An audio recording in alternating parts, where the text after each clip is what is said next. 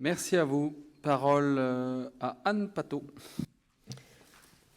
Merci, Monsieur le Président. Chers collègues, je souhaite intervenir sur la mission 319, favoriser la gestion inclusive des ressources humaines et de la GPEC-T.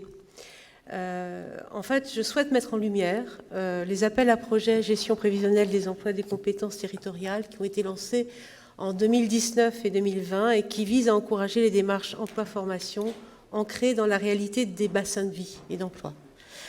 Le T de territoire, dans GPEC-T, est primordial.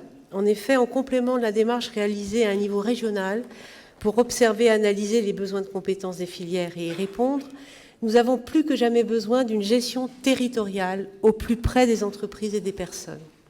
Si la gestion des emplois et des compétences régionales permet de construire avec l'État et les partenaires un contrat de 5 ans pour la formation, l'orientation et l'évolution professionnelle, la seconde démarche, territorialisée, permet une réponse plus agile, en quelque sorte juste à temps, pour mieux identifier, mieux caractériser des besoins de compétences non couverts, pour construire des réponses partenariales. Ainsi, des actions de formation collective territorialisées, dorénavant appelées qualif emploi territorial, peuvent être mises en place pour rapprocher personnes en reconversion et emploi de proximité. Voilà pour le T. Pour le P de gestion prévisionnelle des emplois et des compétences territoriales, il y a souvent malentendu. La question des emplois et des compétences est une question de tempo. Le trop long terme porte des risques de plans vite obsolètes. Le trop de court terme produit des parcours purement adéquationnistes, peu respectueux des parcours des personnes. Pour concrétiser, voire caricaturer mon propos, pendant que la GPEC régionale peut prévoir combien de soudeurs seront cherchés à moyen terme dans les bassins d'emploi bretons, la GPEC-T permet de rapprocher les besoins à moyen et court terme de recrutement d'entreprises existantes ou en création, des personnes en recherche d'emploi sur un bassin de vie donné. On voit que les deux temporalités existent, mais qu'elles doivent se parler. Actuellement, dans la période post-Covid, la fragilisation de certains secteurs d'activité croisée avec la reprise extrêmement rapide d'autres secteurs dits en tension crée une situation assez inédite. Des deux côtés, le même sentiment d'urgence et un risque majeur que les deux besoins ne se rencontrent jamais. D'un côté, des emplois ne trouvent pas preneurs, de l'autre, même si les chiffres du chômage semblent encourageants, des chômeurs ne trouvent pas d'emploi. Question d'attractivité, d'adéquation des compétences ou de manque d'espace et de temps de rencontre.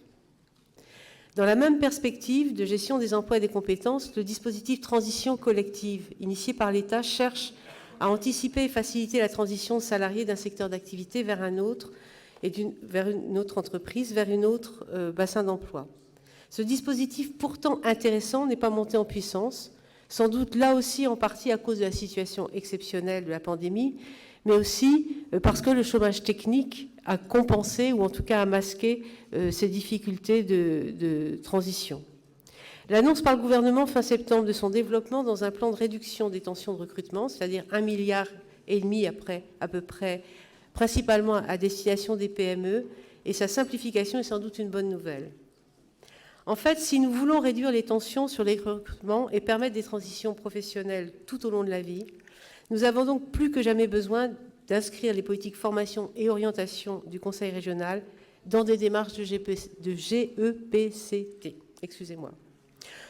Au fond, l'objet de mon intervention est d'exprimer ici l'espoir que la région dépasse l'expérimentation et en fasse un pivot de sa politique emploi-formation. Mais pour dépasser les intentions, un certain nombre de conditions seront nécessaires. Sans vouloir exhaustive, il nous faut décloisonner nos politiques de développement économique, d'innovation et de formation pour une politique emploi ambitieuse et pragmatique. Il nous faut ancrer les démarches dans les territoires grâce au partenariat avec les EPCI, les entreprises, les acteurs de l'emploi, de l'orientation et de la formation. Les CTEF, c'est-à-dire les commissions territoire emploi formation, sont-elles ou seront-elles les lieux de pilotage de ces partenariats? Et puis, il nous faut aussi renforcer les capacités des entreprises et particulièrement des PME dans la construction de stratégies de recrutement et de formation des salariés pour qu'elles anticipent mieux les besoins et qu'elles s'engagent. Un plan de formation conseil des dirigeants des PME serait opportun. Les euros ne suffiront pas à les faire bouger. Et puis, il faut permettre à l'ensemble des acteurs de l'emploi d'adapter la politique de leur institution et leurs interventions au territoire.